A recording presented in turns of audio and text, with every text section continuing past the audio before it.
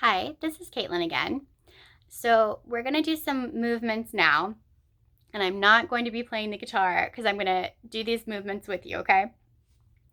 And we're going to work on things like crossing the midline, being aware of our body in relation to the space around us, especially hand-eye coordination, hand-to-hand coordination. Okay, so I'm going to sing Proud Mary because I really like that song. And I think a decent amount of people like that song. And while I do it, I'm going to attempt to do these movements with you, okay? I'm not a graceful person, so bear with me, okay? So how about we'll start with clapping. What we're going to do is we're going to keep this hand over here, and we're going to cross. And you can even turn your body like that. And I would definitely work on whichever side is your weakest, okay? And remember, if you need to take a break when we're doing anything, that's okay. Take a break, catch your breath, come back. You can always pause the video if you need to, okay? So again, let's start with clapping, okay? And really it doesn't matter which side. Whichever side you need to work on is perfect. Left a good job in the city, working for the man every night and day. And I never lost 1 minute of sleeping, worrying about the way things might have been. And let's switch. Big wheel, keep on turning. Proud Mary, keep on burning. I said rolling, rolling, rolling on the river. All right, let's try this move. We're gonna try a dance move, okay? See if you can roll your arms like this. Cleaned a lot of plates in Memphis, pumped a lot of pain down in New Orleans, but I never lost 1 minute of sleeping, worrying about the way things might have been. I'm gonna do our hands. We're gonna do like a wave motion like that, okay? Big wheel, keep on turning. Proud Mary, keep on burning. I said rolling, rolling, rolling on the river. All right, let's go back to our clapping. If you come down to the river, bet you gonna find some people who live. You don't got to worry if you have no money. People on the river are happy to give. Switch sides. Big wheel, keep on turning. Proud Mary, keep on burning. I said rolling, rolling, rolling on the river. I said rolling, rolling, rolling on the river. And let's end on rolling, rolling, rolling, rolling on the river. Okay, so those are just a couple of examples of things you can do. Again, it depends what you need to work on. So if you need to work on crossing your midline and spatial awareness, depending on your left side, your right side, that would be good. So say you're having issues with your right side, then it's good to start with your left arm, reach over and try to find that hand and clap. And you also can turn your body.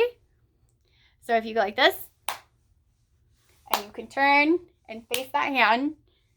And then once you start getting better at it, if you want to make it more challenging, see if you can find that hand without looking.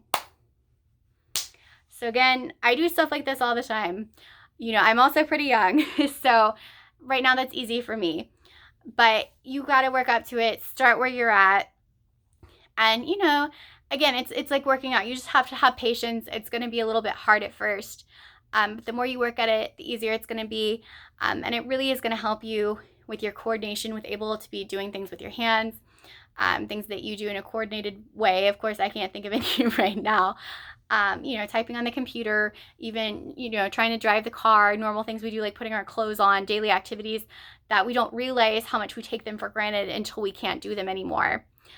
Some other good things you can do if you like drumming, that's great. Anything that's going to get you to use your hands and improve that coordination. And the same thing with your feet, kicking your feet back and forth. I'm doing my hands, but pretend those are my feet.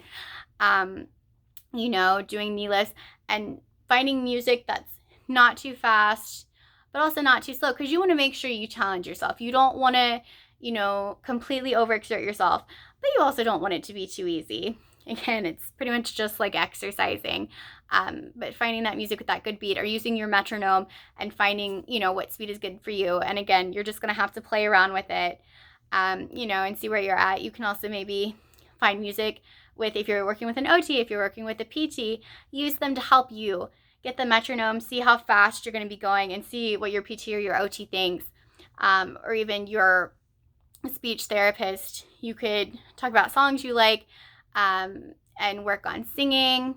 I do like, Old MacDonald, and I realize that y'all are adults, so you're not so into the children's music, but it's really good if you need to practice consonants. The sounds the animals make, like how a sheep goes ba, and truly pop and over exaggerate that ba, because I know it kind of sounds funny when I do it, but to relearn how to do things like that, you really have to over exaggerate, like ma. And there's other songs you can do that too. If there's a song you like, just over exaggerate things.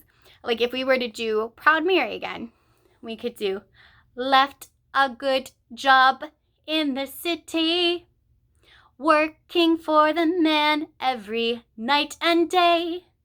And so I know it sounds a little weird when I over-exaggerate it, but if you have some articulation difficulties, you have some speech difficulties, people are having issues understanding you, if you over-enunciate it like that, if you punch all those syllables, you get those good B's, you get those good T's and D's, it's going to sound normal when you do it, and it's going to make you a lot easier to understand. Also, something I would highly suggest, this comes as a music therapist, even just as a voice person or a singing person, when you're speaking and you're practicing, look in the mirror, really make sure you're making good vowel shapes and you're shaping everything. Good oo, o, ah, e. So that way you're really shaping those consonants. It really, really helps if you watch yourself. And again, making sure that you're not expecting too much from yourself on the first try, because it is hard. It is something you have to practice at, like I keep saying. But because I work with, a lot of my clients work on speech, work on motor skills, and in some of those things, we have to work really hard for a long time. But I am very proud. One person who couldn't hold a drumstick by themselves and then hit the drum with their right hand is now able to do so part of the time. They're able to hit the drum with their left hand all by themselves, which is a person, in a wheelchair with very limited movement. So this is a big deal for them. The same person, when I started seeing them, could only make guttural sounds like sound, and now they take good deep breaths, ah, and they can say ah, which is a really big deal for them. And it's also good because it keeps them healthy. It keeps them from getting pneumonia. So if you have any questions, let the person in charge know, and they will get back to me, and I will try to answer any questions or anything that anyone has. And again, thank you so much for your time. Thank you so much for listening, and I hope you all have a great evening.